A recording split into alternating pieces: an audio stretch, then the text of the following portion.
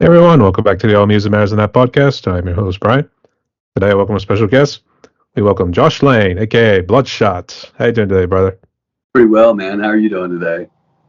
Not too bad. It's Sunday and the sun's out and the wind is bitching. We'll say that. So that'll deal ya. So, how you been recently? What's new? Pretty good, man. Just got a new single out here on October 11th, Misanthropic Daydream.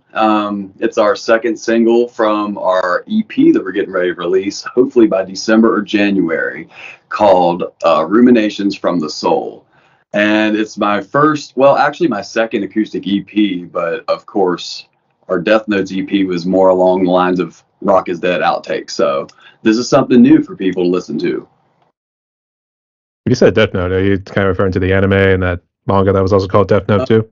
I have watched it, but it was more like I don't know. It was more like some old notes that I had in a notebook, and they were, the old me, and it was kind of letting that die.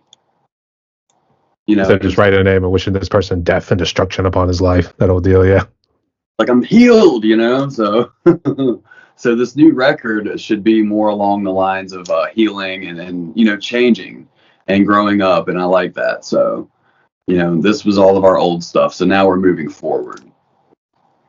It is actually funny. I did bring that up there too because recently I've been seeing a whole lot of posts on like other mangakas and anime. One was One Piece and the other one was Bleach. I don't know if you ever watched any animes before. Oh yeah, I love anime actually. I love it, and I love was it Dead Man's Wonderland was amazing, man.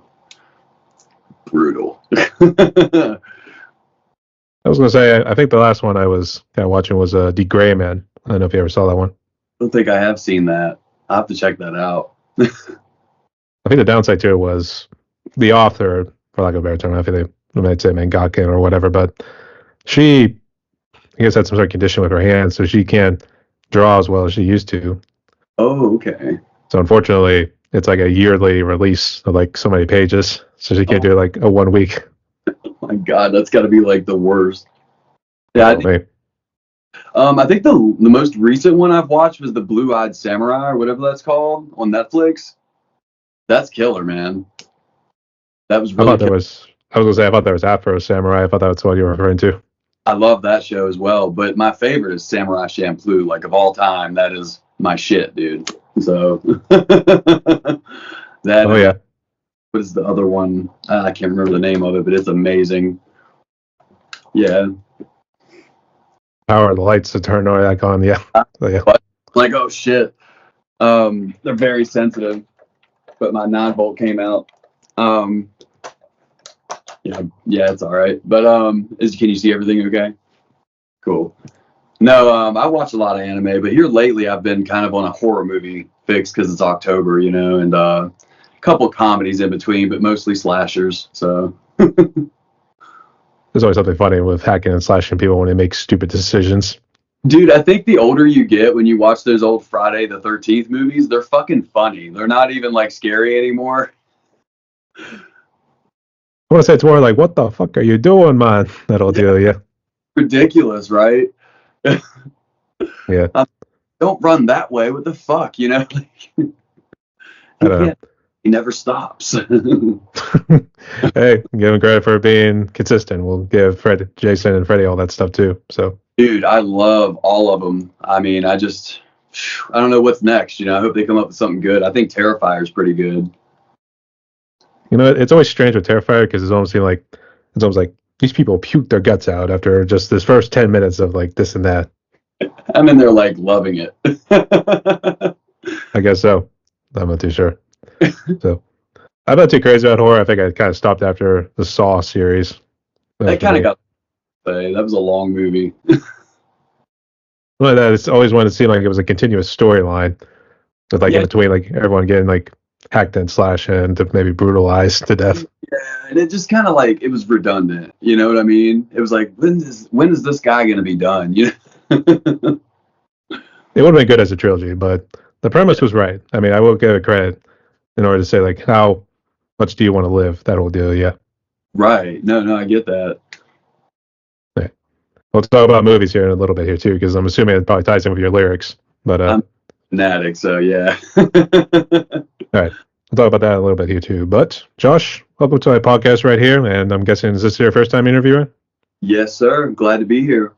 No worries, and thanks for coming on here too. But the way it's going to work is, I'm going to ask you the questions. Let's get to know the man behind the music as well as everything else here too. Everything else in between. There we go. So, all right. So without further ado, here's how the first question goes. So tell us a little about yourself. Who are you, and how did you become a musician? My name is Josh. My band's name is Bloodshot, and I'm from Virginia. We started back in 2001, man. It was my first band in high school. Me and this dude co-founded, my friend Tom, and eventually that is what became Bloodshot. And I've been singing since I was probably 4 years old, man. According to family members, I started with country, a little bit of pop music, and not very proud of that, but I've been playing guitar since I was 15, and I think at that point when I started playing guitar and learning how to sing and play, I was finished. I was done. That's what I wanted to do. Whether it was I was poor or rich doing it, that was it. And so I've never stopped since. I've taken a couple hiatuses, but I'm the only founding member of this band left, so I've never gave up. And I still have faith in it. So. Although they came singing out of the womb, be like, "Who's my Joshua? Just come singing out the womb." So yeah, Songbird of our generation. something like a little sweet sort of action, like what you see in those Dr. Pepper commercials. No doubt, right? I Yeah. think that's kind of how they talk to me about it. They're just like, we couldn't shut you up since you were a kid, since you were like a baby, we could not shut you up. You just love music. So I think when I heard Nirvana for the first time, that's when I gave up on everything else. I was just like, man, I want to do rock music, and Metallica, of course. Yeah, actually, I was gonna say with the hair too. You almost got the thrash metal sort of look there too, as well as maybe. Were you real big into Game of Thrones too? Actually, dude, I love fantasy movies, but I've never watched a fucking episode of that. And I've heard it's amazing. And I'm a big Jennifer Lawrence fan. Like, I love you, Jennifer, But no, I need to get on that. It's just I'm gonna have to dedicate a lot of time to it. There's a character called Jack and Agaw who has like kind of the similar long hair, but it was like more of a, I won't say maroonish, maybe with like a touch of white. Oh So wow. I'll No, say maybe get away with that too. that's what's up. I get a lot of comparisons like Jerry Cantrell, Kid Rock. I hear that one once in a while around here. And I'm just like, I don't see the resemblance, but it's cool, man. It's Kid Rock. Was I thought Kid Rock's was more brownish or blackish, and it was more tight in a ponytail.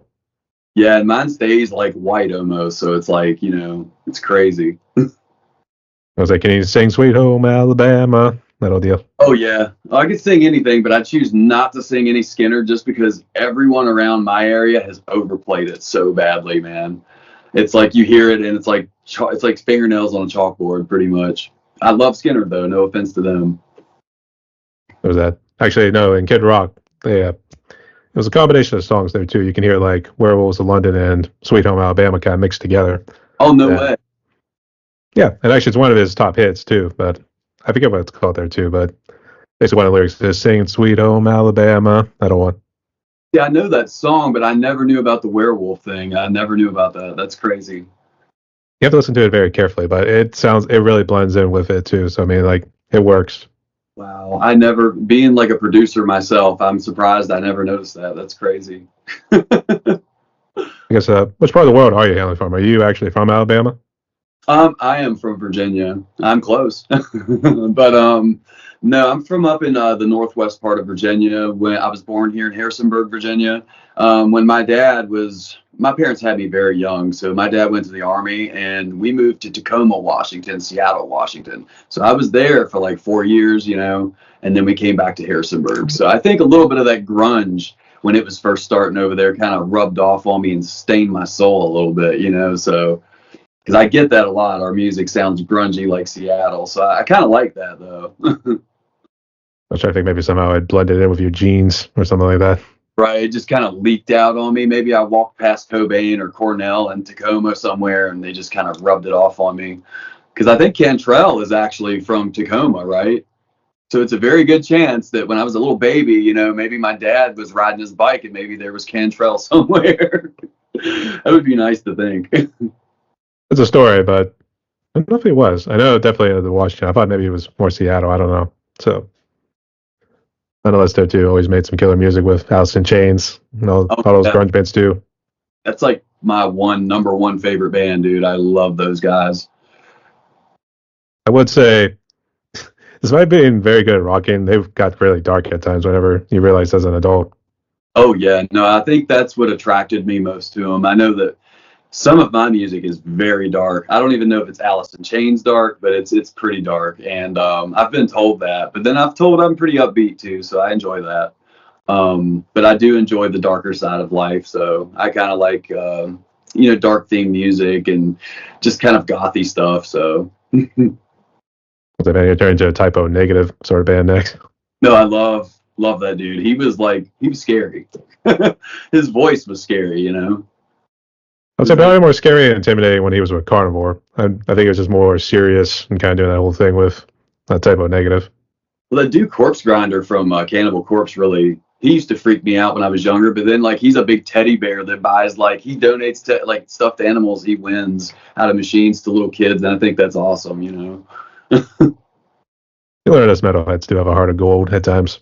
So most of us do. hopefully most of us. So, but I guess before we jump into influences real quick, I guess talk about Bloodshot here because it sounded like this was a high school project. I took Yeah. it serious after graduating. So I guess what's the part bits of the story? Around 2003, we started 2002, 2003. We had this little 8-track Tascam recorder, and we started recording little tape demos, little cassette tapes. And that was my first experience with recording. I had no fucking clue what I was doing. So these guys are trying to teach me how to sing into the mic and all this, and they're just learning. So, we're kids. And so eventually we play our first show in 2004, April 20th, 2004 at Spotswood High School for the talent show. And I think we got like runner up. I think somebody said we sounded too much like Nirvana. And so that kind of pissed me off, because I love Nirvana. And so I was like, what's wrong with that? But I wasn't really coming into my own yet. I was still sounding a lot like my influences. And I think since we've gotten older and I've really became a better musician and more thorough with it, I feel like I've come into my own and got my own sound. Bloodshot has its own sound. So, I had those guys up until about 2005. We took about a year off. 2007, Steve, who drums on Rock is Dead, him, Tom, and I started a band, and then it became Bloodshot. And then, of course, I got some chick knocked up, and they got really pissed about it. And so they threw me out of my own band pretty much. And they played with the guys we look up to as Steve's dad. And so he fronted Bloodshot for about a year or two. And then, I just kept my Bloodshot name and I started another band. And I think that was the last time the original members were together, except for when Steve came back. So I think Tom had quit playing because he fractured his shoulder or some shit. He just doesn't do it anymore. But, I really miss playing music with those guys because those are the first people you learned with, and then you gain all that experience, But through the years, we've had a rough time keeping a member or two, so it's just been a struggle. But, here I am. I was like, man, you got some chick knocked up. Ooh, that must have been a little rough. What's up? So I was going to say, and they talked about that one person you knocked up pretty good there, I guess. Was that quite by accident? Well, she actually ended up having a miscarriage. And so it was really rough. It was really rough for your friends to kind of treat you that way. And of course, Steve apologized for it years later, and like 2 years ago, and he was really upset. And we were just kids. It happens. It's just that's boy stuff. But other than that, man, we started writing really killer music after all that drama. And I felt like if we would have all stayed together, my grandmother even says those guys and you together were amazing. We clicked. And so I think if Tom was still able to play, we would probably be a band still, But it's up to me now. He told me, he said, man, all those songs are just yours. So just do it. And I went out and did it. That's good to hear. I guess, where'd you get the Bloodshot? I guess, is there a reference to when the guys get bloodshot after smoking a good amount of weed? Oh yeah, among other things. But yeah, mainly just because we smoked a lot of pot. I still do. I smoke boatloads of fucking weed. It keeps me sane, man, for real. And it's a good inspiration for music making. I've got some stoner songs I definitely want to put out, and I think the guys always wanted to do that as well, you know, but we never got around to it. We got really heavy. Yeah. Actually, the other thing was whenever I used to do football back then, and unfortunately, when you get sweat in the eyes, it starts making the eyes look a little bloodshot. Oh yeah. Oh yeah, that shit sucks, man. I used to be a roofer, so People then think you got high just doing a job or doing something during weightlifting or something like that. bro, there's nothing like getting high and roofing, I'll tell you that much. That's just you stop handing shingles to dude and he gets real pissed, I'll tell you that. Just staring out the butterflies, you know, and where's my fucking shingles, man? And say we gotta reward ourselves for a good effort afterwards. That's what we gotta I do. don't work much, man. I worked, but I was so into Bloodshot and just I didn't care what happened. I just wanted to play music. That and I still do. I don't give a fuck. Like um I don't think I'll ever stop. I've talked about quitting after the second album, maybe stopping, but I don't think I ever will, honestly, even if I never did anything with it. But then that's always commitment there too. So all right. Oh, oh yeah. I know you were talking about some of your influences here too. I guess are you mostly like into grunge, and this does this kind of tie in with your genre of music too? I am a weird dude. Okay. I went to Point Break Festival, the reggae festival in Virginia Beach this year. I love Sublime. I love reggae music. I've been to Jamaica. I love grunge. I love Seattle. But there's plenty of other bands and types of genres and stuff that I love. You know, I don't keep it at one thing.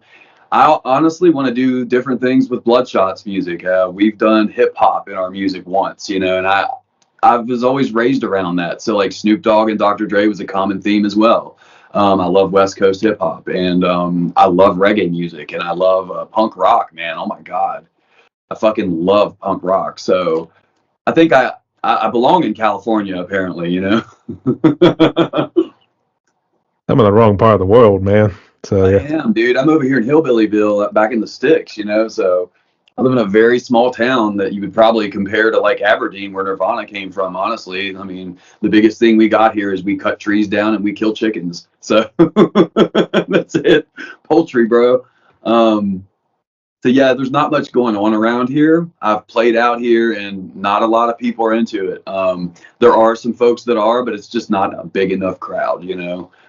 So I'm hoping to get out and play on my own eventually.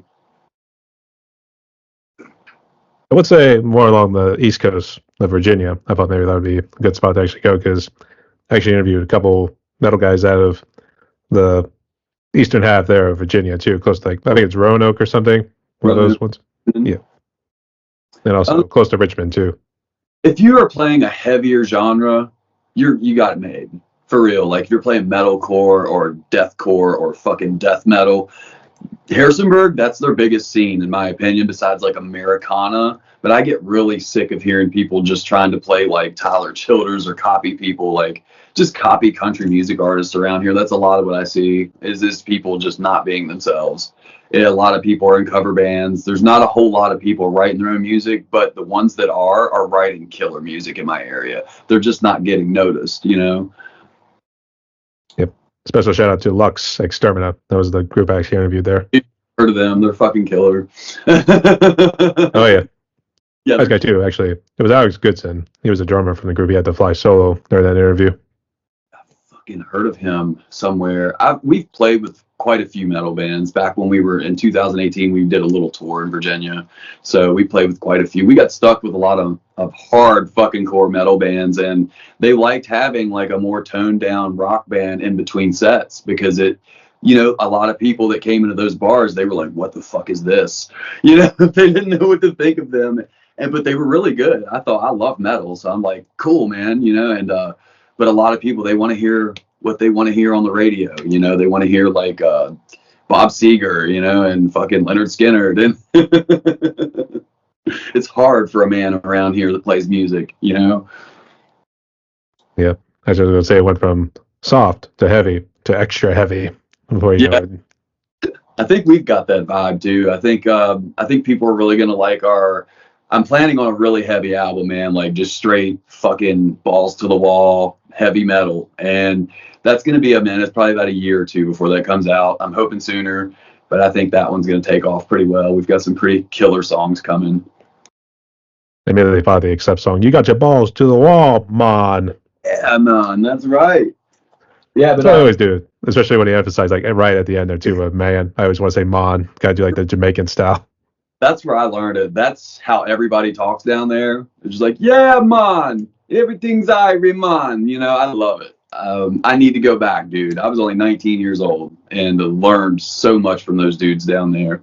The musicians are so humble. They're not better than anybody else, man. They're just playing because they love it. And I dig that. And say the Jamaicans know how to be chill. That whole deal. Yeah, man. Dude, they invented chill. I'm gonna say I think we could take something out of their playbook right there. So Yeah. Oh my God, yeah. it would be nice. Okay. Just real quick, guys. Is it just strictly you that's doing this group, or have you got other people who kind of like fill in? Well, right now, I mean, it is mainly me, but my best friend David Earls, he's our producer, my producer, and he is just getting out of college at Full Sail University, same place I went online. He went to campus. So he does the guitar work on these heavier songs like Save Me. And then we've got a one coming out called Unrequited Love. That might be the name of it, but I mean, he's a killer guitar player. When he had to move on, he had another band he wanted to do, but he's always kind of stuck around with Bloodshot. You know, he plays and on the records and stuff. So I really enjoy that because he's my best friend and wouldn't have anybody else next to me doing it. Like, but I'm still kind of pissed because he won't play with me. Not really, but you know, I always bitch at him. I'm like, come on, man, you know you want to start playing music again, but he wants to be a producer. He's more into the creative part of it, you know, where he creates and records, and I think he's more along the lines trying to get into video games and stuff like that. So I respect that, and he's a hell of a worker, man. His work ethic, he taught me a lot in that studio that he built, you know. So we had a studio called Studio 27 up in Luray, and he put it all together himself. I mean, this guy he's been through some shit. He's an ex-Marine, or he's always going to be a Marine. I never say that. But he got in a terrible accident when he was younger, before we had gotten back together. And so for him to do the things that he's done on guitar and to play and to just build stuff the way he does, he's amazing. He's a little younger than me, but I kind of look up to him. Yeah, dude, I can't wait for you guys to hear his music. Like, he is amazing. And I think I sing so well over top of his metal music. So That's cool. Actually, was this one of your friends who was originally in your group and then he later went off on his own? David came along around, we lost touch for like 10 years almost. We went to school from 4th grade. He was probably supposed to be in the band a long time ago, but he ended up going to the Marines. So he was gone for a while, and he lived in Florida. So and that's where he's at now. So like when he came back, it was like 2017, and he was so much better than what I had remembered. And I was like, holy fuck, dude, like you are so good at guitar now. Like, and he said being in the Marines really pushed him to have a routine and to never quit. So it really helped him be better. And I didn't really have that, so I'm not as technical, but he always applauds my guitar playing, which means a lot, you know. I was like, did he see any combat, or was he kind of traveling around the world to various ports in that were U.S. ports, I should say? He was mainly in the United States. He was working on airplanes and helicopters. He's a mechanic, so he can just fuck with anything, man. So he was down there like helping repair airplanes and stuff. He's amazing, dude. He's definitely an intelligent person. That's for sure. And best my regards and gratitude to him as well for what he's done in the work, I should say. Sorry. Thank you so much for your service. You gotta put it that way, yeah. Yeah, dude. David is the man. He's a good soul too. He's a good friend. Thank you, David. Right. Hell yeah, David. Okay. Well, the next hard topic right here of COVID here too, I guess. So first off, were you living in Virginia when COVID had hit? Yeah. 2020 actually nobody around here gave a shit.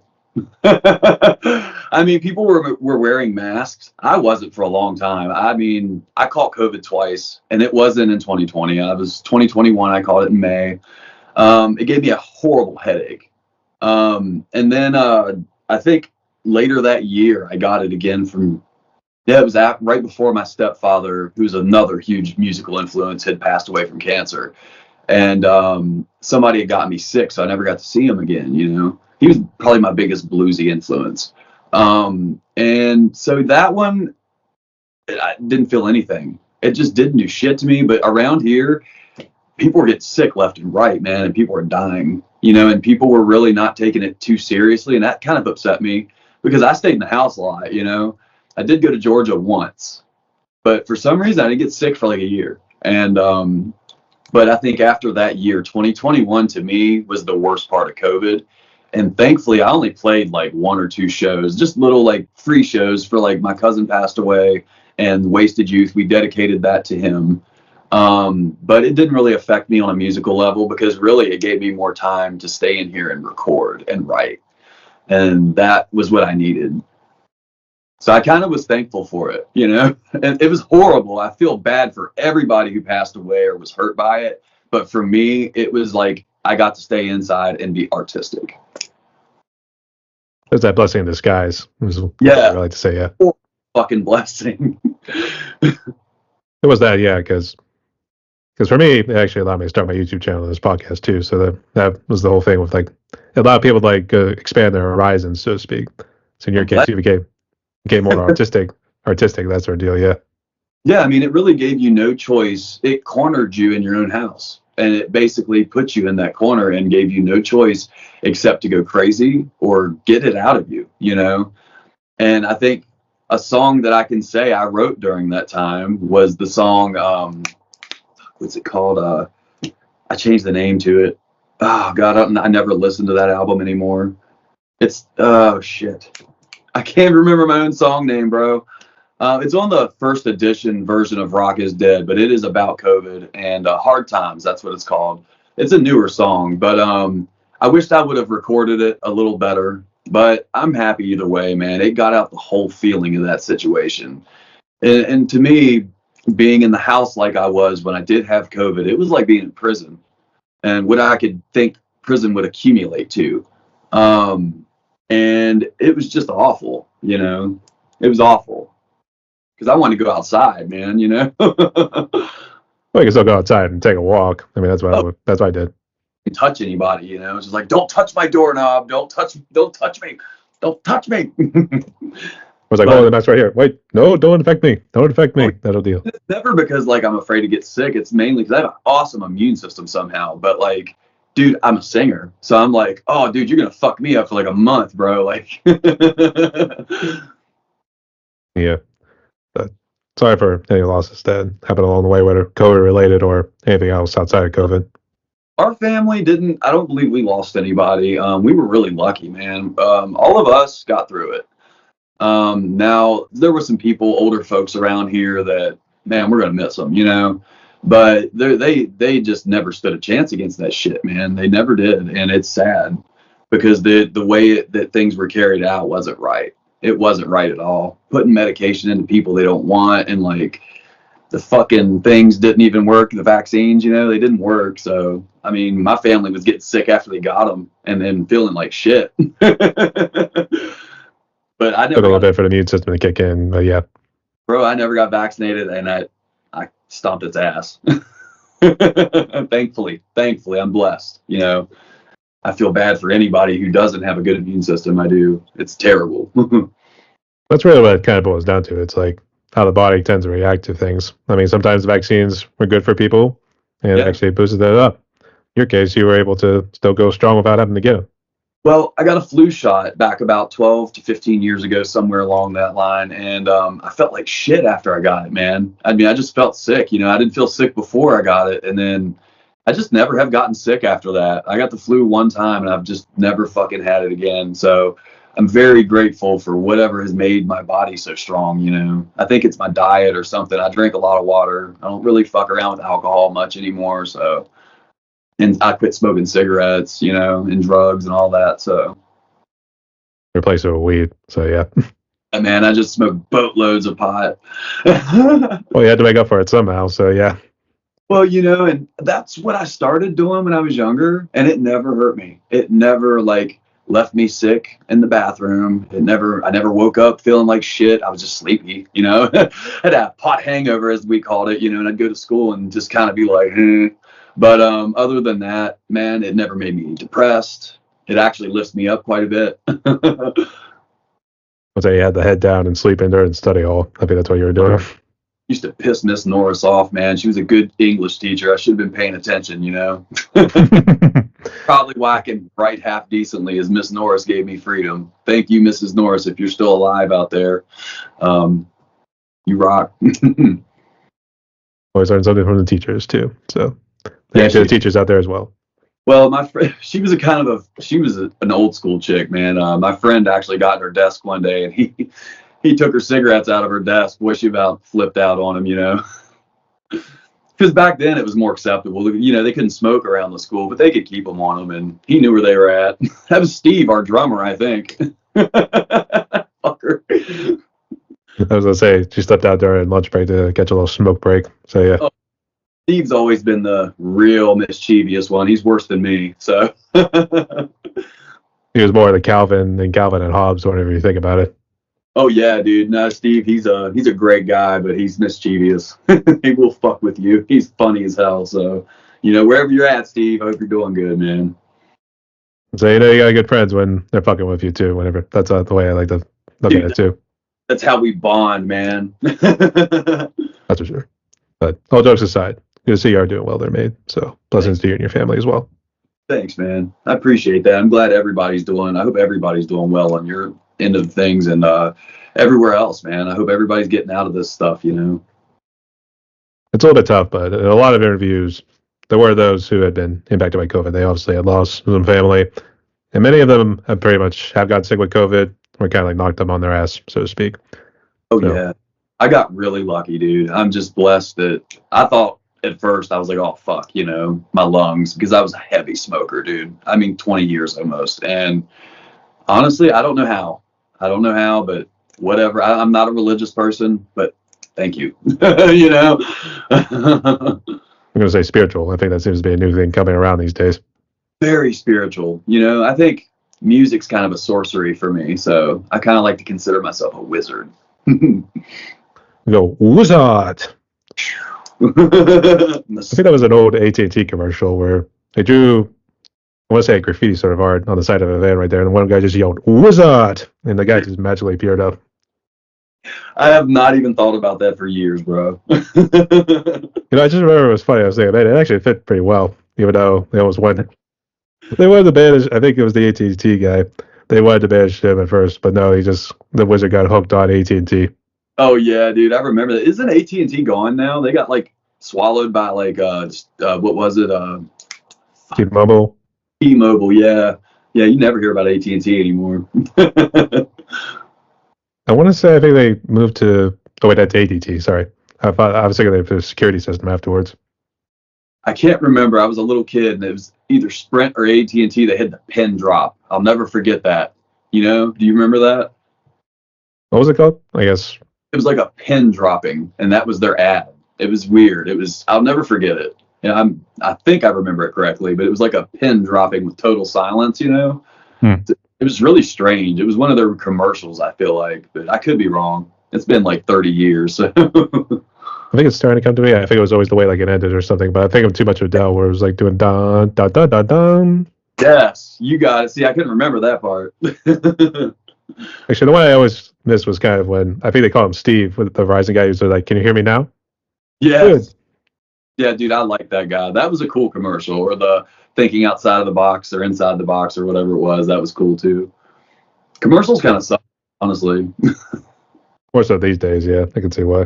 They just want to sell stuff, man. I'm like, I don't want that. I don't need that. Like, or it's when they talk about medication too, and then it's like, oh, it's all happy and butterflies and everything too. Then it's like, we'll just list everything here. You could possibly die.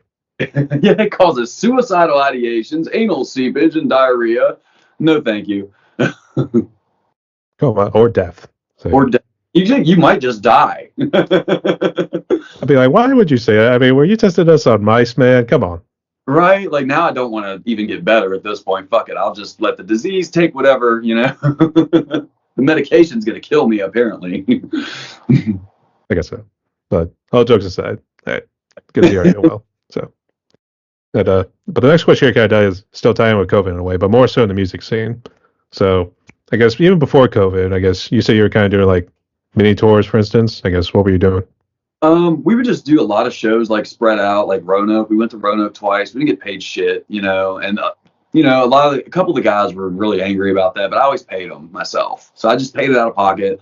I think we made $27 at the front row. I mean, I thought we would get at least like $200, and I didn't care. I just wanted to play, man. I didn't give a fuck about that money. I just wanted to get my band out there, and that's what you do. You play wherever the fuck you got to play for peanuts if you have to when you're starting out, and I told them that. I'm like, you don't expect to get like thousands of dollars at first, like, or if ever, like it might not ever happen. Just be happy we get to play. And so we played there. We went to Stanton, Fishersville. We played the Holiday Inn in Stanton. That was a really nice venue, actually, dude. I really enjoyed that because they had a bar right in front of us. And back then I was a fucking drunk. So it was just amazing. And then, we just played everywhere and it was so fun, man. We played a brewery down in Waynesboro, and I think that was Seven Arrows. That was a really nice venue. You could hear everything. That place was so open. But I had a lot of fun, man. That was a really rough time in my life during 2018. I had relapsed on drugs really badly and was having a struggle. And I came out of that year, thank God, but I had to get out of music for a little bit. I joined David's other metal band that he started. He was like, man, just take a break from that, until you find new people, and we'll do this. And that worked out for a little bit, but I didn't really feel involved in the creative process enough. So I left, and among other things. But, here we are, man. And, he never really stayed with those guys for long either. I think we just started recording Bloodshot songs again. So it was funner. So Yeah. And I guess, did you do any sort of touring like after they started lifting restrictions and everything? no, I never have had a chance. Steve was our drummer. We had a band back together. We were just getting ready to go back. And unfortunately, Steve he's had a lot of legal issues. I'm not going to put him out there, but he's had some issues, and, we missed a show because of it. I beat on his door, and me being sober now, that crushed me, man. It crushed me, bro. And I had to get rid of him. It sucks. You don't want to do that to a friend that you love. And, I have to find people who can make it to practice and who want to do this as bad as I do. And much love to him. I hope he's better. He's still my bud. He's still my bud. Yeah, there's a strong friendship there too. So hopefully he's doing well. Yeah. Sorry, what'd you say? I said I just can't party with him anymore. Not the same as it used to be. Yeah, we can smoke doobies. That's it. That's about as far as we can go. Yes. But what's kind of lead to this? I guess I know you kind of said like the place you're in and around there. I guess it's not very big. It's like the grunge sort of scene. I guess they're doing a lot of cover music. Yeah, there's a lot of classic rock. I'm not a big hair metal fan. We'll put it that way. Skid Row is about the best thing besides Motley Crue that ever came out of that fucking scene, in my opinion. Besides Van Halen, maybe. Like, there's a few bands I really love, but there's a lot of bands from that era I just don't like the whole. And my dad, that's what he does. He's in a band too, and we don't talk. We're kind of estranged from each other. So we're kind of like rivals. He plays hair metal and I play hard rock and grunge and alternative music. So, but really, if you think about it, I'm not really conformed to any genre. I play everything, bro. And I think that's an advantage, in my opinion, for anybody to do. I think you should play everything if you can. But I'm thinking we're more along alternative metals, what I would call us, really. I don't even really know what to fucking call us at this point. I think if you read my Facebook, it says we're just like a multi-genre entity, Something like that. But around here, man, they're just not digging me. Locally, that always happens. Don't ever expect your hometown to rub your nuts for your music, dude.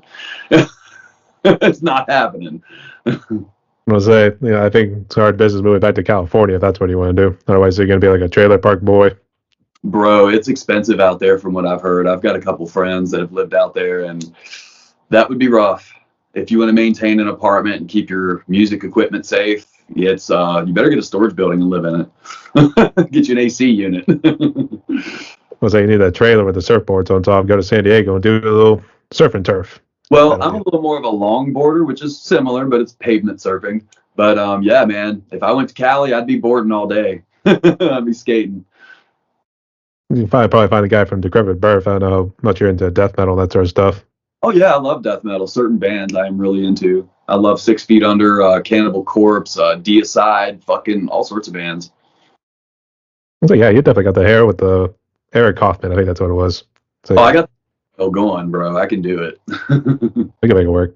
And actually, the guy's name at Decrepit Birth, he's the front man for it. I think it's Dave Robinson, or his last name is Robinson, that's for sure. But he's he's also a little bit of stoner too. So I mean, you two could at least enjoy smoking some joints every now and again. Oh yeah, I definitely would not mind doing that. I love smoking with other musicians, which is rare around here because, you know, a small town, I'm the only one who still plays. That most people prefer to drink. So yeah, That's the biggest problem around here, dude. Rockingham County in Virginia is a beautiful place to raise your children, but if they get around the wrong people, they will be destroyed, you know? And it's a big drinking place. People love to drink around here, and I had to get away from that. It's very toxic. And I think there's a lot of drug problems around here that I wish were resolved, really. There's a lot of talented people around here, man. This place is a fucking gold mine, in my opinion, but there's just so much adversity and poverty, you know. Nobody can get on top of anything. that's unfortunately here. Not sure it's an easy fix because It's hard. I mean, how are you supposed to? That's the thing. I've fought tooth and nail for everything I have, man. I really have. And never been a rich guy, never had a lot of money, you know. And I'm okay with that. Like, I've always just went to the music first, you know. I don't need a lot of money to be happy. That's good. At least enough money to keep the roof over your head. We'll just say that. Get me some weed. That too. Yeah. I grow that, so I'm good. You grow that in the basement, man. So we just do that. Oh yeah, I got me a tent here in the bedroom. They legalized it here to grow 4 plants, so I've been definitely medicating on my own stuff a lot. All right. That's up to you. But I guess speaking of which, in terms of your room right there, I guess is this where all the magic happens? I guess what's our gear you got? Um, the first record, a lot of I guess the demos were recorded in my bedroom, and this room was my bedroom, but the studio used to be in this other bedroom. It was a little longer and bigger, but I got a bigger bed, so I moved it into here, and this is where I do all my recordings. And I've got my TV, my laptops, and my interface and all that in one spot right here, and everything. I'm getting foam on the walls now. I'm getting stuff put up, but I recorded "Ditch This Town" here. It turned out amazing, man. You wouldn't believe how much good sound you can get out of a fucking pretty much a closet, you know. And "Misanthropic Daydream," the acoustic version I just released, I went over our second album recording and removed the heavy stuff from it and re-recorded everything in here, and it turned out amazing. I feel like it, for somebody that's producing their own stuff and mastering their own stuff, it turned out pretty good, you know. I don't know what you guys think, but I like it. Still good. I mean, you gotta make do with what you got. So Yeah, I mean, dude, when you don't have, I will say an exciting thing I have to tell you is that I recorded in Full Sail Studios last year where I went to school. That's a huge fucking studio, man. I'm talking like professional. And I just felt like a little fucking worm on a big hook, you know? It was bad. But they gave me 4 hours to record a song each day to record a song. And so that was my first like hurry up, get it done, get the fuck out experience, you know. And that was crazy work ethic, man. I woke up that morning and I was beating the fuck out of my guitar, you know. And when we got in there, I think the first 2 songs, the first one went really well because "Wasted Youth," I've done it so many times, and "Ghost" was a little harder because of the ending. You know, it gets heavy and there's a lot of layers, so it was hard to really get what I wanted. But now this new song we recorded, it was simple and it just came out so fucking good, man. I'm so psyched to get that song out. It's crazy. I think the guys in the studio, they were like, that sounds like Chester Bennington at the end when you're screaming, man. You go from like Cobain to Chester. It's fucking nuts. And I'm like just like blushing, I'm like, thanks, man. Thank you. Like, that's crazy good compliments. I'll say he's screaming that so insecure sort of moment right there that you hear him crawling. Yeah, dude. It's just like it was pulling something off because I hadn't really wrote that song, and I was like, fuck it, I'm gonna do this at the end, and I'm gonna just pull it out of my ass and do it, and it turned out perfect. Like I said, I can't wait till Dave finishes mixing, and then I'm gonna master it. That's cool. I guess what sort of brand are your guitars right there? Are they all along the same lines? My mainstay here is this is a very rare Japanese Jackson, and it's a soloist 3, which usually you only hear of soloist 2s. But I picked this up off a friend up in Basie, Virginia. He's not around here anymore, but I usually stick to this one, and that's a Jackson. And then I have a lot of Fender guitars. This is a Japanese Strat, and this is one of these two guitars I used on Rock is Dead extensively. And this thing is fucking killer, man. This is the most kick-ass Strat I've ever owned. And then, of course, a very popular musician around here named Carl Kruger sold me one of his guitars, and this guy's a fucking mean guitar player, like George Lynch type of dude. And this thing's nasty. It's an LTD Deluxe H1001, and I recommend these guitars. This thing is nasty, dude. I mean, it's just killer. And I've also got a couple of Gibsons, Epiphone Les Pauls. I've got I got a Univox High Flyer, like an original one. This thing is from like the 70s. I love it. It's crazy, man. It's punk as fuck. But yeah, I love guitars. I've got an extensive collection. I've got probably over 20 or 30. I was like, man, don't turn yourself into a hoarder next. I'll tell you that much. Dude, it's too late. My fucking closets are done. I don't even want to look at them. It's like, oh my gosh, I gotta use that to buy some more weed. Right, I'm gonna have to sell these fucking things. No, I think there's like one or two that I don't really care for that I just bought, but usually I keep them for quite a while. These up here probably will never go anywhere. The one black and white Strat over here belonged to my stepfather who passed away. More like a dad to me than he was a stepdad, honestly. But yeah, this was his. His name was Rick Sadie, and that's his guitar Strat. But I used this on the first album as well, and it really means a lot to me. My mom gave me that after he died. Just to hold on to his memory. So yeah, she gave me a lot of stuff, man, and I won't get rid of it. I've got stuff he sold me years ago that I fucking refuse to get rid of. The biggest thing, I bought his amp off my mom because it was so expensive. It's like a $2,200 Marshall head. So I gave her, whatever she wanted for it, and that thing has saved my life, dude. That's my first really kick-ass head, so I'm really excited. yeah, I consider it my ace in the hole. Yeah, dude, I want to play live, man. I want to show people like how loud I am. At least to the point where they're not trying to put headphones on or anything too. Loud in a good sense, yeah. Not that loud. Hope I don't kill anybody's ears like that, at least. Might not be very good for business. No, I bet they'd be walking out of there, so. Okay. Let's see what happens. But good luck on your music journey there, man. Hopefully you can start doing some shows here pretty soon. Dude, I'm really looking forward to it. I'm dealing with carpal tunnel and shit, so after my surgeries, I'm going to get back to playing it extensively. I'm limited right now, but it's a good time to write, so, and just keep releasing music. So I've got shit tons of music to release, man. I guess while we're on that, I guess in terms of challenges, I guess how does carpal tunnel seem to come about? I guess what are sort of challenges do you think these days being a musician? Honestly, Brian, I think it's a genetic thing. My mother had it. My dad had it. They both needed surgery on both wrists. So I guess it was inevitable. And I am a busybody. I do not stop moving when I have to do something. I'm fucking crazy. So, I think a lot of that is what it came from. So they're going to do a nerve conduction study test in December where they stick a needle in your arm and then they electrocute the tips of your fingers to see why the nerves are malfunctioning. So I'm so looking forward to that. But I've also got tennis elbow right here. So, you know, that's from strumming. I know what that's from. So I think Jerry Cantrell has made me feel a lot better, and so is Mike Einziger off of Incubus. You know him. He had carpal tunnel, and I watched his journey through that, and it really just made me feel a lot better that this is not the end of the world. I will play again, you know, so it's been good. But I'm I tough. will return. Yes. I will return. I'm a tough son of a bitch, so it's going to happen.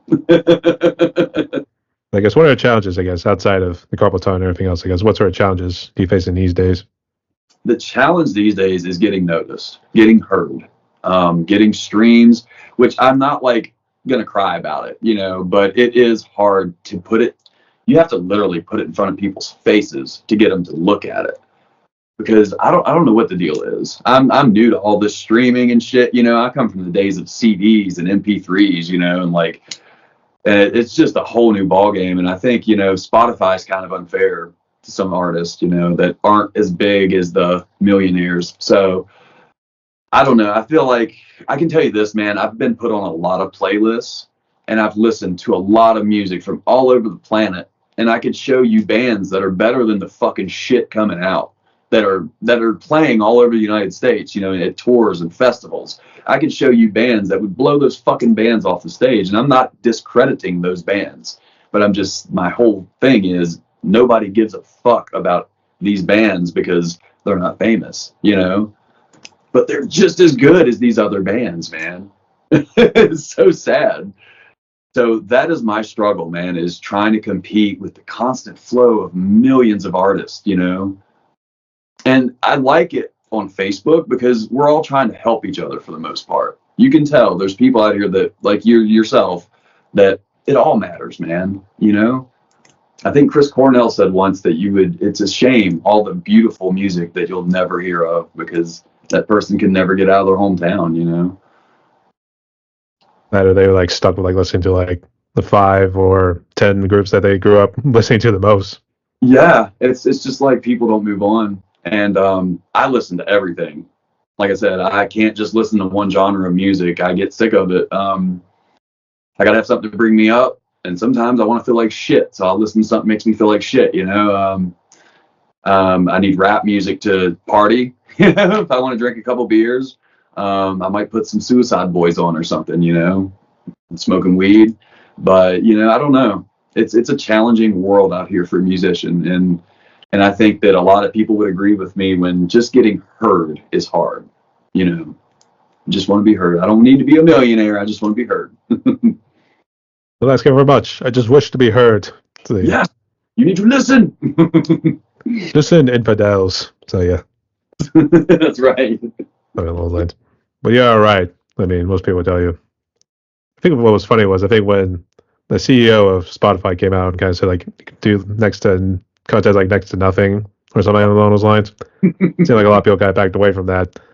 And then they kind of went with like Tidal and Bandcamp here too. So I guess do you kind of use pretty much every platform you can in terms of distribution? Yeah, I go through DistroKid myself, and I use DistroKid because I have a lot more flexibility as an artist, and they just have a really good user friendly platform. You know, I love it, and they release it to everybody. Deezer even. I never knew what the fuck Deezer was until I had DistroKid. I'm like, who the fuck is Deezer?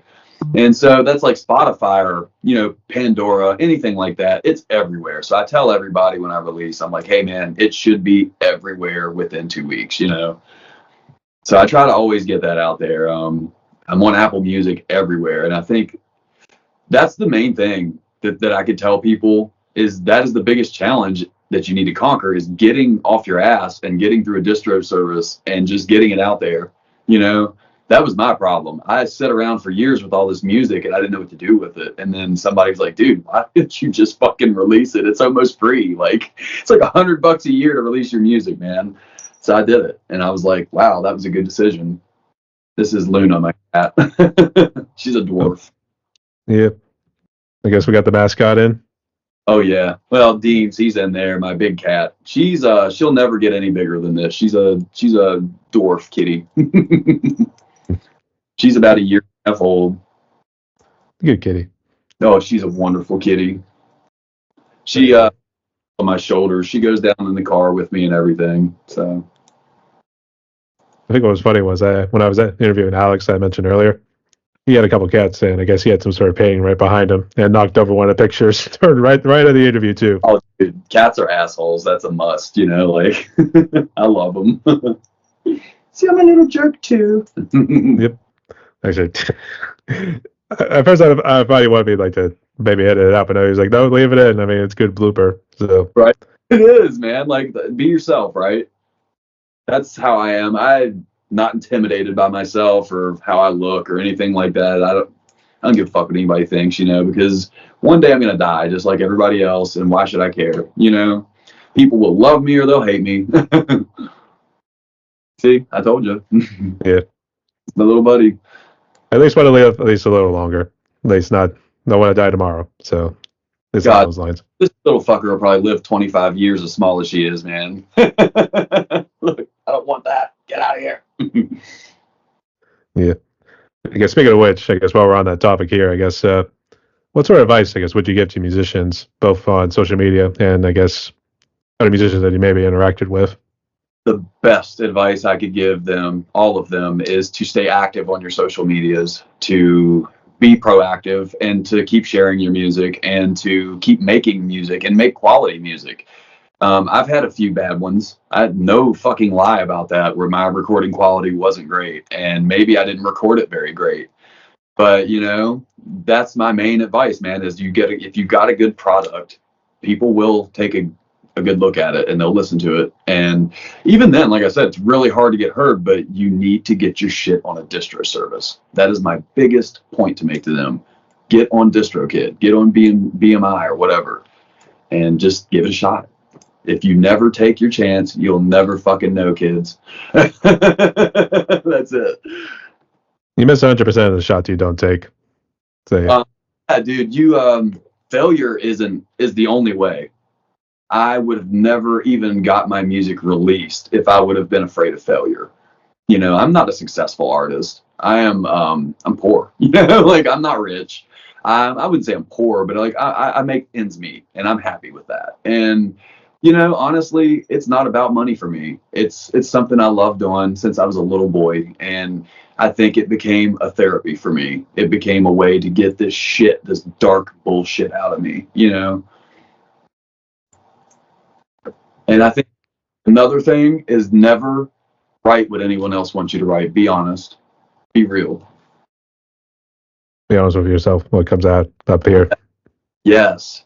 If you want to tell a story, make sure you tell them you're telling a story, But when it comes to being real, man, I'm all about that. Like, I like music that's real. I love Smile Empty Soul for that reason. They are amazing. Sean Danielson writes some of the best lyrics I've ever heard, and he's so fucking underrated. Like, yeah, dude. I mean, he's like 3 years older than me, and he's one of my fucking heroes. He's great. That's good to hear. And yeah, speaking of which, what social media are you on? Are you just strictly on Facebook? Oh, dude, we're on Facebook, Instagram, TikTok, SoundCloud, everywhere. I don't get on SoundCloud much. That's kind of Pretty Face did pretty good on there. It's got a hip hop vibe to it, but a lot of the rappers dig us, and I like really love that. That makes me happy. He's gonna do a little hip hop beat for the next album right there too. Gotta mix in between. I love hip hop, man. I love some of it. I'm not a big fan of all of it, but I do love the old school stuff, and I actually love Suicide Boys. I am in love with those dudes, man. They rock. Was that Suicide Boys? I fucking love them. I don't know what it is, man. They're disturbing, and I love that. I'm gonna say the name enough is a little disturbing right there too, but I mean, I'm a little disturbing too, so it kind of fits. We go hand in hand together,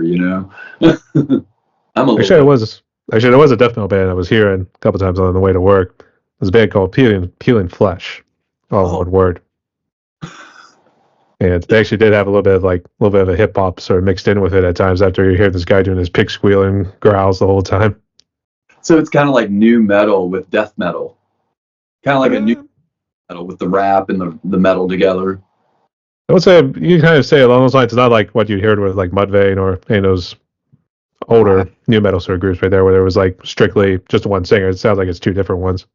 Holy shit, dude, that's crazy. I'll have to check that out. Peeled Skin. Peeling Flesh. Peeling Flesh. I'm sorry, Peeling Flesh. That's crazy. I've never heard of those guys, but I'll have to check them out. There's probably a couple songs, but the most recent one I was hearing was Shoot to Kill. So Shoot, kill. That's amazing. I it's think a my 6 feet under is No Warning Shot. That was the first one I ever heard, first death metal song I ever heard, and I fucking loved it. It's like, die, oh, motherfucker. Die. Die. my God. You know, sometimes I can pull that shit off, like deeply, but it's hard. Anybody that says singing like that is easy is full of shit. Like, it's not easy. Oh, you'd be right. I mean, I did try to do growls for a good while. I always thought I could try like Barnes' old growls you heard with like Tomb and the Mutilated. I don't think I have myself have a death metal growl. Like, I think I'm more of a guttural like scream, you know, like a Bullet for My Valentine. I would say Matt Tuck's probably my biggest metal influence, honestly. That guy fucking rocks. I mean, Oh yeah. I I mean, they still kept it heavy, but I think I always thought they went with more of the clean vocals with an occasional scream every now and again on their later stuff. yeah, no doubt. The latest album, especially, it was a lot different. But I think their bass player left, and it just changed a lot of dynamics. You know, he was the original like background screamer. Like that makes sense. So yeah, I think it was back then. It was like, oh, it was the bass player and the front guy, I guess, is Matt Tuck. Yeah, and then there was Moose, the drummer. He left, so it's the guitar player and Matt Tuck now, Padge. So it's like two members left, which that's like Bloodshot, you know. They were one and the same. So yeah, Yeah, I really look up to those guys. They are. I wish I could play and sing as well as Matt does. He's fucking killer. that's true. Yeah, I guess moving in here to like how you guys create the song, for instance. I guess even when Bloodshot was like still young, back in high school days, and then up until this point here too, have you always done the music first and then put the lyrics around it, or have you sometimes done it a little vice versa? um, with me, I write a lot of shit down, and I'll just save it for when I have riffs. Sometimes I'll write lyrics to riffs or riffs to lyrics. I mean, it all random. It just depends on the day for me. But back then, Tom had Nothing to Lose, our song Nothing to Lose. He wrote that riff. And basically, I just looked at his lyrics and I was like, some of this is crap. I got to change this. And, you know, we changed it around and made it my own. And basically, man, we wrote a killer song out of that. And that's another instance of me putting lyrics to music. And I made the melodies to his songs come out, you know. There's a song that nobody will probably ever hear, but it's called Broken Trust. And a lot of people like that, but I was like, it sounded a lot like Taproot's poem, the riff. And so it was really hard to make that song sound different. And so the verses had to be different than the riff from the chorus.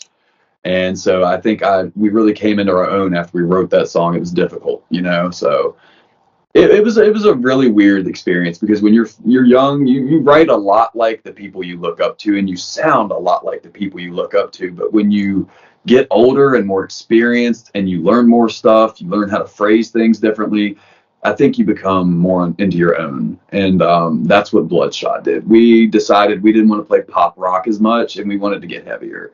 So that's where the song Reality came from. That's where Bloodshot really got that punky, nasty Alice in Chains, like Nirvana fucked each other sound, you know? So that's what everybody says. They're like, it's like Alice in Chains and Nirvana fucked and had a baby, you know? Was going to go that deep, but I mean, at the same time, it's still along those lines. Be like, if Nirvana and Alice in Chains had a baby, that's what Yeah. Bloodshot would be. I think a whole nother level. I'm sorry. I know. But hey, it's First Amendment rights. We still got those as American citizens, so it's all good. I hope so. Hopefully. All We're right. starting with that stuff, aren't we? Apparently. But anyway, I guess, have your lyrics always dealt with like maybe personal issues, or have you sometimes wrote something just whatever came to mind? Sometimes, I'll tell you a good example of when I just wrote something as a project. Would be Asphalt Gods. We haven't released that yet, but it is on our YouTube. It's a music video from the skate company from Portland, Oregon called Original Skateboards. So he had a project in Full Sail, and I went ahead and participated in it. So I wrote a punk song off the fucking top of my head, just straight up off the top of my head about my love of skateboarding and longboarding. So that was really fun, dude. That was like just pulling something out of your ass out of nowhere. And I think that was an instance where I just fucking wrote to write, you know. And there are a lot of personal songs. Like I said, the first album, there's a lot of personal shit in there that, you know, it's bearing your soul to people, and it was very hard for me to release. It was vulnerable, and so, you know, I know there's people out there that know those songs are about them, and they know that, you know, that was their song. You know, that was something I wrote about, something I went through, and I don't ever talk about who it is. I don't like telling people what my songs are about all the time, because I want them to have their own grasp on it. I want them to make what they want out of it, interpret it, you know. And that's what being a musician's about, man. Communicating with people, channeling. And that's all I care about, really, is I want people to hear that, even if it sounds like, to some people it might be really depressing and really the lyrics might be inappropriate, but to me, there's somebody out there that needs that shit, man. Like I needed it. And then hopefully it lifts them up and gets them out of the hole they're in. That's my whole aim. Yeah. I would say I think that's the reason why some bands, when you think of, like maybe Stain, for instance, like how Oh, they've tended to become popular, is because it was relatable. oh yeah. And that's like, that means everything to me, man. Because I'm very introverted and I don't have a lot of friends. So to connect with people through my music, that means the world to me, you know? That's my only way of connecting with them. Hopefully, after this interview, helps maybe be a little bit more extroverted in a sort of way. I hope so, man. I love playing out. I'm a different person when I'm on stage. The I'm shell just comes right off, and the extroverted side just rips right out like Superman. fuck yeah, man. I get to be a little kid again when I'm up there, and that's the greatest thing. It's like I said, magic or music's like sorcery to me. It's the only magic out there. I think Tom Petty had said that once, and so I call it sorcery though. That's my shit, you know, and that's how I get my stuff out, and that's how I communicate. That's how I channel. So I hope it channels to people after this interview. I hope people take a look at our music, and I hope they enjoy it, you know, and I hope they get something good out of it. One would hope. We'll see what happens here too. So I'll keep you posted on that. Dude, I hope so, man. I guess real quick before we jump into the fun questions, I guess some of the alcohol and I guess smoking addictions that you kind of had right there. I guess did you seek help in order to overcome them? I guess how'd you go about it? I went to rehab back in 2011 for heroin addiction and alcohol. I was a poly substance abuser. You gave it to me, I fucking ate it. You know, it was, I had very bad bipolar disorder and didn't realize it. I was undiagnosed. I'd been having problems since I was probably 11 years old, and didn't know how to deal with it. But I dealt with it with substance abuse, you know, and that was a really bad idea. And so I went to rehab, and I got clean for a while, and then I had some mess ups. Over that period of time from 2011 until now, I've had some screw ups, but not in the last 5 years. 5 years I've been sober. So I've had a couple of little mess ups with other things, but no meth for 5 years, no heroin, no fucking nothing. Just weed. And I think I struggled with alcohol probably more than anything. The drugs were easy to quit. Alcohol was the hardest thing I've ever quit besides cigarettes. I would say those two should be illegal. They are terrible for you. And I will never smoke another cigarette in my lifetime, bro. And I'm so happy about that. That's good to hear. I'll tell you this. I will say something, and I hope people hear it. I almost died in the hospital this year from vaping, from the Views vape. And I used to smoke Newports. Reynolds makes the Views too. So stay away from those things, man. I used to think they were safe, and for me, they weren't. So I had a peritonsillar abscess from it. So I think people should listen to that and maybe quit. Yeah, If there's the not, whole thing with Juul. I guess they got kind of in trouble here too because they were kind of saying like, "Hey, it's water say, vapor, for instance. Yeah, it's safer." well, and it appealed to kids because kids were like, "Oh, fuck it, you know, it's not a cigarette," and kids were getting hooked on those things bad, man. And I think that's why they got in trouble, was because it just branded to kids so easily, you know. And my sister is so, like, she was sitting there hitting that thing. I'm like, sis, chill. Like, hopefully she's quit, you know. But I don't judge anybody. If people want to do it, they should do it. But like, it's not for me. You know what I mean? It almost hurt me really bad, and I don't ever want to go through that again. Until yours is a legitimate excuse. I don't know what everybody else's excuse is, to be honest, but What is it? I'll say you at least have a legitimate excuse. I don't know what anybody else is. Oh yeah, man. I learned my lesson. I thought I could get away with it, and I learned my lesson. I thought, oh, I'll never smoke a cigarette again, but I got this motherfucker, and yeah, I learned real quick that you should just probably quit. Just smoke bud.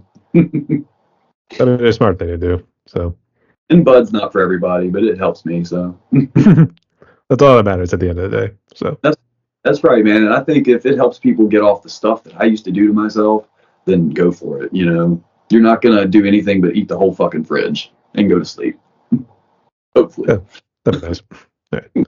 But all jokes aside, good to see you doing well, man. It's good to have you around here too. Dude, So, thank you, man. I'm glad to be here. I am. I'm happy. congratulations on being sober there too, mate. So keep it going. Dude, I am done with all that. All right. So Josh, we briefly the questions here pretty good. So now we're down to the fun ones. Ready? hmm All right. So start here with the first one. So I guess for first question, I guess what would you say is currently your favorite food? Oh man.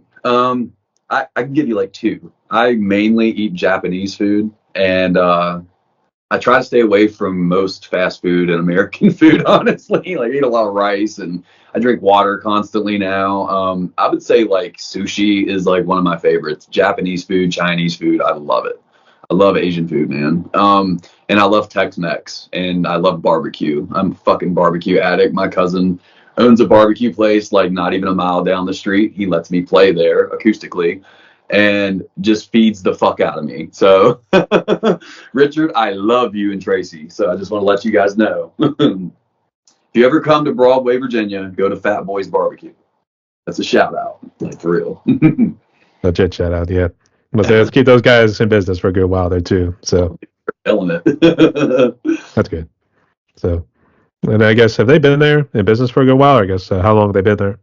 They've been there for a little over a year, and I mean, it took off.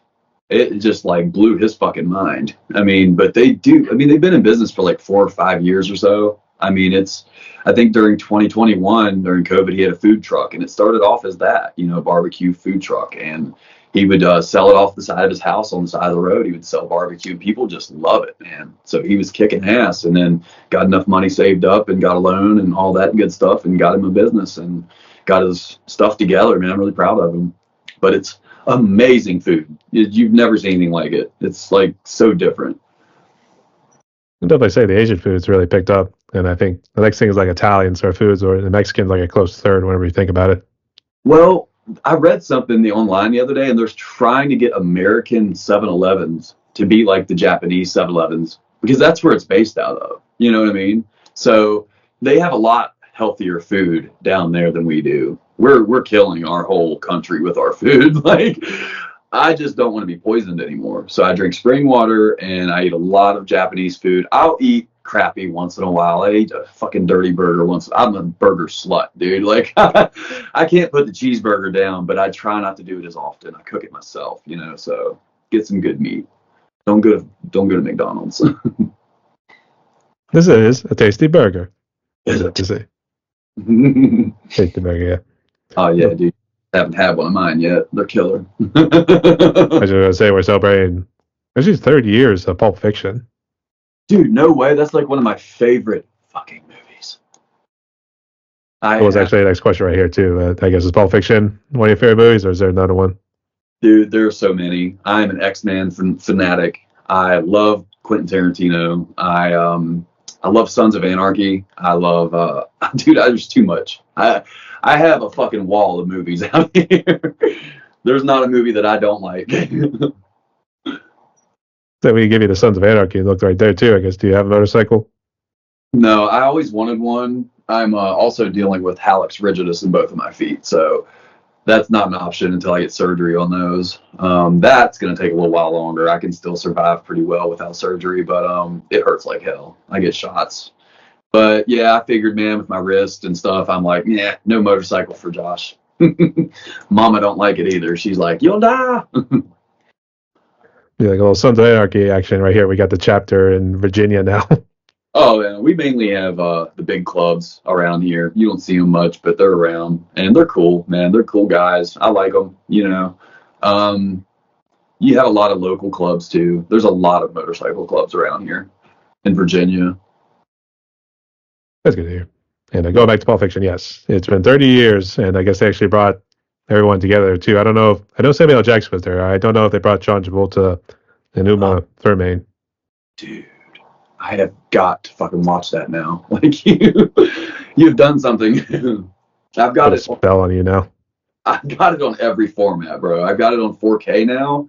I don't know if you've watched that yet, but it is amazing. You see everything that you didn't see before, like on their faces, everything. Like I'm like, whoa, that wasn't there when I watched it 20 years ago, you know? Like, but it's hilarious. I love that movie. And John Travolta gets shot every time he's in the crapper. Something bad happens. You notice that? I think that was what the theme was supposed to be. So it was like all sorts of bad things happen when you're in the bathroom. Yeah, every time, dude. And the last time, he ended up getting obliterated, you know, by Bruce Willis. I would say technically the last time since it was in non-chronological order. It was basically Honey Bunny and Ringo were robbing the restaurant. So technically that was the last time he went in the Oh, bathroom there. I couldn't even wrap my head around that movie when I first seen it. I had to watch it like fucking 10 times before I actually understood what was going on. I was like, whoa, okay, this is here, this is there, you know. It was nice. I wonder if they actually did do the one skit where it at least goes in chronological order. That would be amazing, right? That's Like, what they should give you that option. Yeah, they should, and it would be weird because I've never seen a Tarantino movie like that, you know, especially like was it the Hateful Eight? Yeah, that movie was like Pulp Fiction, but a Western. I mean, it was crazy. And seeing Channing Tatum get his head blown off was fucking nuts. I did not see that coming, pal. I'm gonna tell you that. Like, you know it's a good movie when it surprises you in a good way. So yeah, dude, that was. I watch it. I still watch that movie. I love it. yep. That's odd to him though. I think he's not a great human being to be around with. So I think that's the downside of Tarantino. Yeah, and I also heard he was gonna make California his last movie, but I've heard he's coming out with another one. So I'm really glad to hear that. Like, he's not done yet. You know, don't fucking retire. You're doing it till you can't do it no more. So yeah, Right, until you're dead, you don't stop. Like until you're old and can't move. God willing, that'll do you. So, Come right. here. Oh, is that one of your cats? Yeah, she's down here rubbing on everything. Don't you knock my tripod over. Come here, silly. Yeah. For the next question right here, obviously it's good to see you're sober again, so I'll cut that part out right there. But I guess what's your favorite non-alcoholic drink? Water. I drink shit tons of water, man. I drink a lot of the Skyro water, and I drink Fiji, and anything like Walmart water. I don't care, but I don't drink a lot of anything except tea and water. Tea, water, milk, and orange juice. I try to keep it as healthy as possible. I don't drink soda very often, if ever. I like to say I'm pretty healthy about things, you know. I was a junk food junkie for many years. I loved soda. I loved, especially when I was on drugs. I was definitely not eating good, so I think I've made up for that. I would say you're probably also the Monster and those energy drinkers too. Oh man, back in the day, like when I was working a lot, it was just hard to not drink them, you know, because I would just get so wore out and did a lot of hard jobs. So I used to drink those, but now I don't know. They make me jittery, man. I don't think they're very good for you. I think a Red Bull once in a while is good, but I won't touch Monster. I won't touch Rockstar or any of that shit unless I'm at a concert. Like if I'm at a concert and they're handing free rock stars out, fuck yeah, I'll drink it. It's free shit. It would be like this nice little chug before you go on the stage. Be like, okay, let's go. No Like deal. having a panic attack. Gotta go. No deal. Okay. All right. But in all seriousness, I'm gonna stay away from those ones. I just took one sip of the rock stars and monsters. I was like, damn, that is a sugary motherfucker right there. Oh, it is, man. You know it's got to be so fucking bad for you. And I mean, there's people that have died from drinking like 5 of them in a row or something. I don't know how many it was, but it was a lot. And it's just not good, man. You shouldn't put that shit in your system. But I get it. Sometimes, man, they work people to death out here. And oh no, and and you know they got to have something. I like coffee, honestly. I like Colombian coffee, and I don't drink coffee every day, but I do enjoy it. I don't like the way it makes my fucking teeth brown. um, Yeah, that's for sure. Oh, he tosses the cat away. Got to go bye-byes. She almost knocked the whole light over. I was gonna say, oh boy, that would have been bad. Oh, I was it's just, been gonna say, funny. oh no, the assassination attempt right again on caught on the camera. Bro, you'd have got like 1 million views after that. Like, you'd have hit me right in the head. I mean, I told you about Alex before. I mean, they knocked the paint off. It literally came back and knocked him on the back of the chair right there. God, I bet he was like hilariously laughing. I was a little shocked at first, but then we were both laughing like hell afterwards. So Like, I hope that painting didn't cost you thousands, bro. Like, I don't know. It was like some like the insurance company coming to knock over, but he had something else on the side of the wall right here, and it accidentally fell down afterwards. It was like oh, 10 minutes later, like, oh, that thing went too. So I think I'm gonna buy her like a wall thing so she can just climb on the fucking walls and leave my stuff alone. She climbs on top of my TVs. needs a little jungle gym. That's what she needs. She does. She needs something. She is full of herself, man. Let me close that door. I'd say she's a little ballsy these days. She won't be having that when she's a little older. Well, my other cat, he's 12, and that's my boy. I've had him since he was a baby, and he just chills, man. He goes in the bedroom and lays on our bed, and he'll bother me when he needs something. Like I'm gonna say it must be a bitch to get all the cat hair out after you're trying to wash it. she's not bad. He is. His hair's everywhere, man. I can't get rid of it, but there'll be parts of him left long after he's gone. Like God. But no, she's not bad. I actually tried to get some of her hair out the other day and couldn't even grab it. She's not much of a shedder. Or at least, but that's good. So let's keep that part at least. Oh God, it's so much better for the sinuses. Being a singer, I can't have a bunch of hair, cat hair everywhere. So I got to stay away from him when I got shows. I know. Or they don't have something that tastes like fermented herring dipped in cat piss or something. Oh God, dude, can't even imagine. Cat piss is the worst. I mean, that's just disgusting shit right there. And I can't stand a dirty litter pan. I'll tell you that much because the smell of the ammonia from it is insane. And before I got him fixed, he pissed all over my house, dude. He pissed on everything, and I had to go get it done. I was like, nope, you're an alpha male, obviously. We're done. Actually, I was thinking of a South Park episode where apparently Oh I think yeah, it's like cat piss right on the nose right there too, and it takes them off to like this psychedelic experience with the big girl with the big hooters and everything. dude, that is my favorite fucking episode of South Park. What did they call that? What was the? It wasn't. It's similar to boofing. It was some stupid ass word. You know what I mean? Um, I'm not sure, but I think the funny thing was it actually tied in with like Cartman, tied in like all the kittens, and it was almost like a Holocaust sort of experience too. yeah, he had all these cats in his house. It was so fucked up. It's like you don't see the similarities between what happened in history. So yeah, Dude, those are the only guys that can pull that shit and get away with it nowadays. Like nobody fucks with Trey Parker and Matt Stone, dude. I would say they try, but they never really are able to match up to it. Nah, you can't mess with those Canadian dudes, man. Yeah, they don't care. Was it actually were they Canadian? I think they are Canadian, actually. But that guy, was it Trey Parker? He has one of the best voices I've ever heard because he can manipulate his shit so well to sound like anything he wants. Like if you ever watched where he does was it the Japanese dude or the Chinese? Yeah, it's a Japanese dude because the goddamn Mongolians. Yeah, he does that guy amazing. Like it's so fucking funny. And then Goddamn Mongolians quit knocking down my sheety wall. yeah, dude. And the way his face looks when he's doing that voice is just hilarious. You have to watch that video. It's fucking funny. I do remember that one. Actually, I think that was the very first one I saw was the one with the Mongolians knocking down the wall. But Yeah, dude. there was another one that kind of tied in with like the Psycho one. Well, apparently, it was a Japanese restaurant that was opening up next door. But I will say, I think they always emphasize like city and shitty kind of mixed together. So Oh yeah, dude. Shitty. My shitty wall. you don't know what shitty meat or something. I forget what it was, but He made shitty sound so colorful, like I know that too. But it seemed like it was more obvious when it was both the Chinese and the Japanese restaurant kind of like that's the one. Yeah, that's where I seen his facial expressions. yeah. Just moving the way he was and doing the voices, like everybody around him was fucking dying, dude. I I, had to do in the studio. Everyone behind the glass is like probably died. They probably forgot to like stop. oh So, my God, dude. Those guys are hilarious. Like, I will never stop watching South Park. I don't give a fuck what they say or do. Even if it's me they cover, I don't care. Like, I would watch it. I think they're gonna have a fun time with Donald Trump and Kamala Harris after this is all done. So yeah, Oh, I can't wait.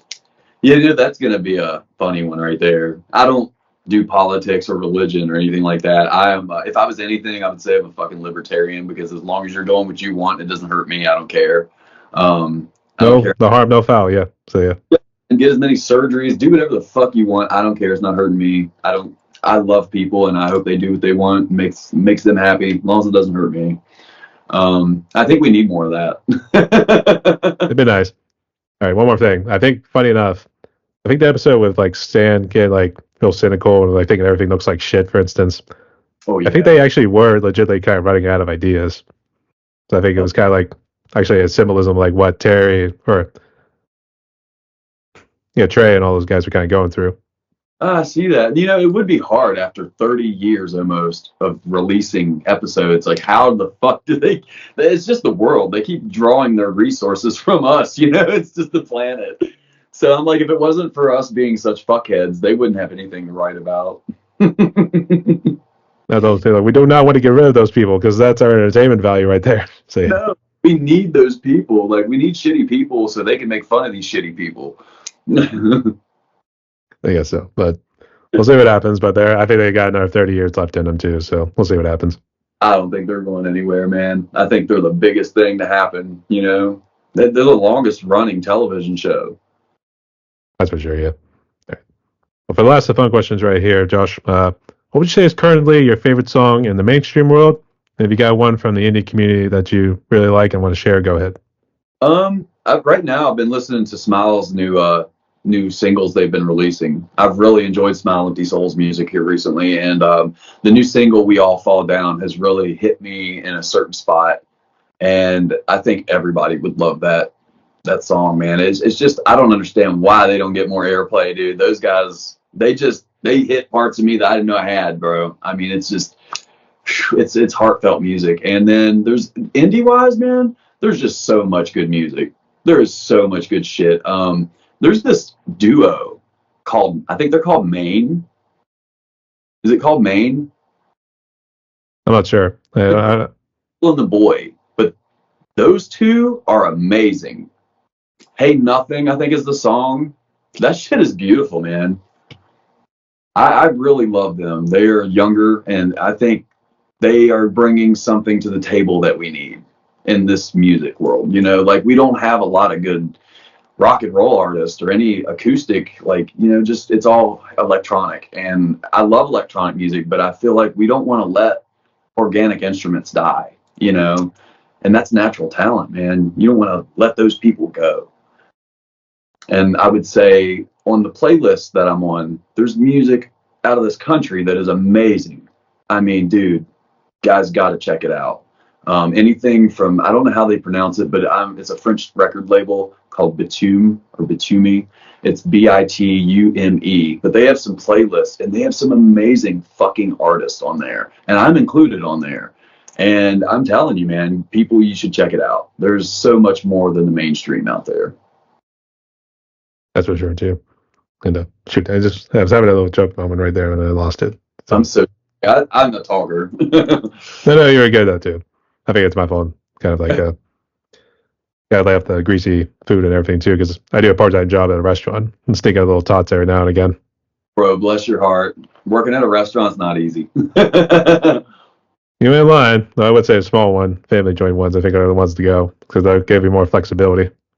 Yeah, I like the more down home mom and pops restaurants. My actually our old guitar player Tom Oshofka, he owns well his mom and him run the Bluestone Inn. His dad had passed away, but that's their family business. Wonderful restaurant. My actual best friend Josh Cave works there with him. We all grew up together.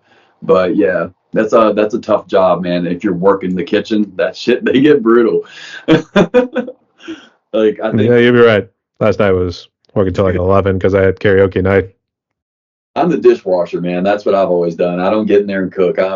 I am strictly a dishwasher. I like to see the madness from a distance, you know. Although it got a little boring, I think I prefer going back to dishwashing after this. So yeah. Oh, I would too, definitely. Like, and you get more smoke breaks when you're a dishwasher, dude. They don't care what you're doing. Just go clean. This will drop any residual onto the plates or anything like that. So right. They don't have you at that point. I mean, they'd be pretty disgusting right now. Be like, "Oh, you disgusting animal." So yeah. My nickname's Calvin, so I had worked for a family friend at his barbecue pit restaurant, and I was a dishwasher, but I was also the maintenance man and the janitor because when I would get done, I was so fucking fast. I'd be outside smoking cigarettes, you know, like constantly, and so I just started doing maintenance and cleaning the place, and really kind of made it look better, you know. I mean, it needed it. So that place didn't last. That place was done in October of that year, so. You know, I don't think he was much into. He's more of a petroleum company dude. He's not a restaurant guy. So Yeah. All right. But it was worth trying. So no, it was. He did a damn good job for many years. It was a damn good restaurant. I love their food. I'm a barbecue addict though. It doesn't matter, you know. all right. But great choices there nonetheless, and also thanks for sharing the story there too. It's good to see we had some restaurant experience and everything else. So Yeah, I've been there, man. So Josh, we breezed through all the questions right here. We are down to one more question in my podcast, but I guess before we jump into it, would you like to ask me any questions, or you got any final words or shout outs you want to give? No, I think we've covered a lot. Just that I hope you guys check my music out, and we have so much coming, man. I have another single coming November 30th next year. Either January or December, I'll have an EP, and I'll have another EP that gets part 2 to that.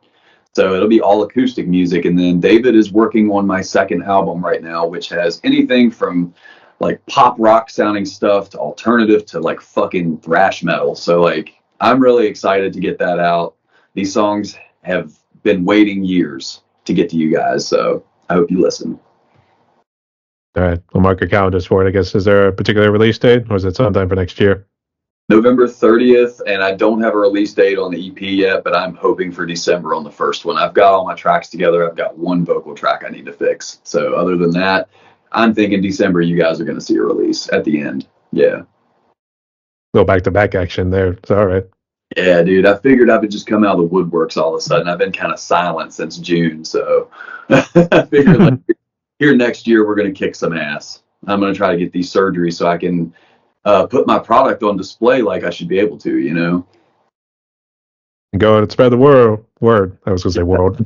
Well, my whole thing is, man, I want to get out of Virginia and just drive up to different cities and play my shit acoustically or with a band. It doesn't matter, but I just want to go to Maryland or places around here and give it a shot, you know. I think you'd be able to fit in Maryland because I actually did interview some people out of Maryland there. One was named Delenda. Belinda, if I've heard of that or not. I don't think so. You should be able to help you out there too, but you can check him out on Instagram too. That's where I found out about his group. I'll have to check him out if he's close to home. That's nice. We're like 2 hours from Maryland, so.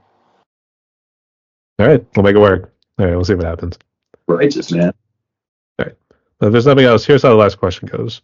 So, given what COVID has done, obviously it seems you were pretty blessed. It seemed to be more of a blessing in disguise to help with your music-wise there too. But oh, yeah. for those musicians and people who are impacted by COVID or anything else in their lives, like addiction or anything else, what's their message of hope? Could you give to those musicians and people as they try to move forward? My advice to them, or words for them? Kind of message of hope or words of hope or something like that. It's not over till it's over, man. It goes as long as you want it to. You feel as good as you want to feel, and I know how hard it is. It is hard, man, when you don't feel good regularly and you have to find something to make you feel good. And my advice to them is to just keep grabbing, man, keep clawing, keep fucking fighting, keep playing your music, get your feelings out, talk to people, you know, just never give up, dude. Don't give up. That's my biggest advice is don't ever give up and believe in yourself. Just wanted to pause. Wasn't sure if there's anything else, but spoke like a true prodigy, to quote Pulp Fiction. Thank you. I appreciate that, man. Okay. Well, was there anything else you wanted to add? I thought you were kind of leading into that there. I think we're good, man. I think I got everything. I hope everybody checks us out. I feel like Lone Wolf, our new single in November, is going to be killer, man. I really, that's a different vibe for me. You just released a Misanthropic Daydream. Was that your first single here? That was the Ditch This Town in June was our first single for this acoustic thing. I kind of got backed up, so Misanthropic's our second acoustic EP single. And I love that song, man. Honestly, it's different than anything I've ever done. It was a poem I wrote about things that, I had on my mind. And I basically put that together in Studio 27. David had never fucking heard that song ever. I had never even showed it to anybody, and he was just like, "Wow, that could be something, man." And I didn't have a chorus for it. I had that verse, and that was all I had. So I just kept playing these verses over and over. And finally, man, this chorus came out during the second album sessions, and I thought, "There it is.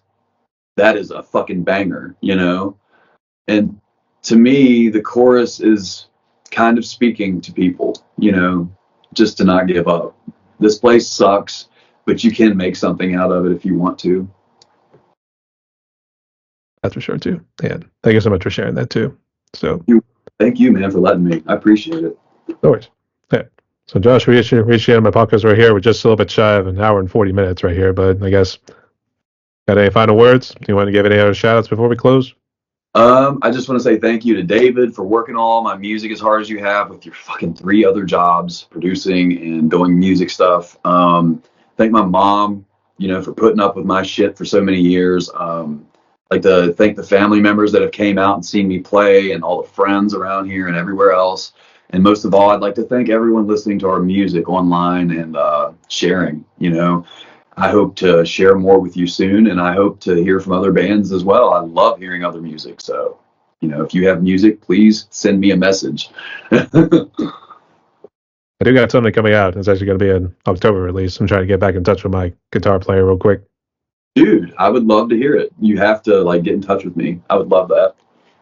Actually, I plan on releasing it on Halloween Day. So, I mean, Halloween Day. Oh, dude, that's my day. I'll be on that. I have a dentist appointment. I'll listen to it. Actually, I'm actually kind of excited about it, but I haven't heard back from him yet, so I want to make sure it's all good before I start putting it all together on DistroKid.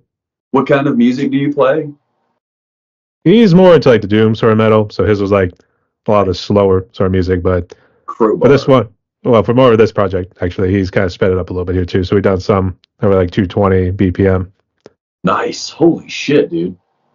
So that one was always fun. And then, actually, the fastest I have done, and I don't know if it was that fast, but it was with a different group I was doing it with, was 285. Wow, dude. Holy shit. 285 beats per minute. Did somebody sing to that? Not yet.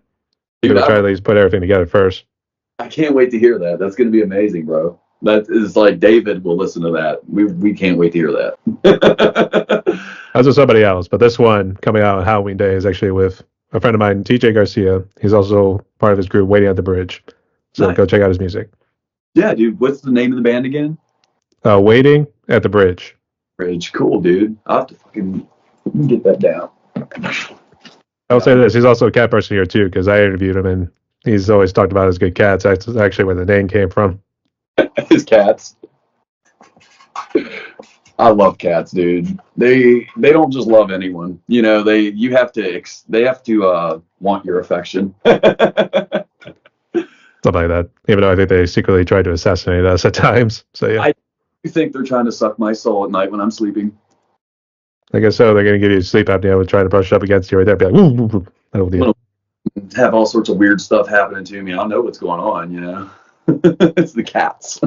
No, she likes to sleep on top of my head, so that's a definite no. I'm easy to wake up. I don't sleep very sound, so I have to she sits on top of the bed now because it just doesn't work out. I'm just I roll over on her. I mean, you gotta make do. So I mean, all right. So, but Josh, real quick, can you just list what social media and stream platforms you're on for the audience so they can check out your music? Yes, sir. We are on Spotify. We are on Deezer. We're on every streaming platform. We're on YouTube and Spotify mainly is what I promote. But yeah, YouTube, Spotify, Deezer, Pandora, all those radio stations you could think of. We're going through Distro Kids, so they put us out everywhere. There's no reason you couldn't find us. Like, we're on Apple Music. I would appreciate if you bought a couple of our songs for $1. We have yet to do that, but no, man, we are everywhere. We are on all platforms. I have even platforms that I don't even know about. Like, I've seen the list and I'm like, I don't even know what the fuck that is. Like, so you guys can find us everywhere. I suggest going to Spotify and YouTube. Those are the main big ones, you know. SoundCloud, we don't get a lot of play on there, so. Not as good as it used to be, sadly.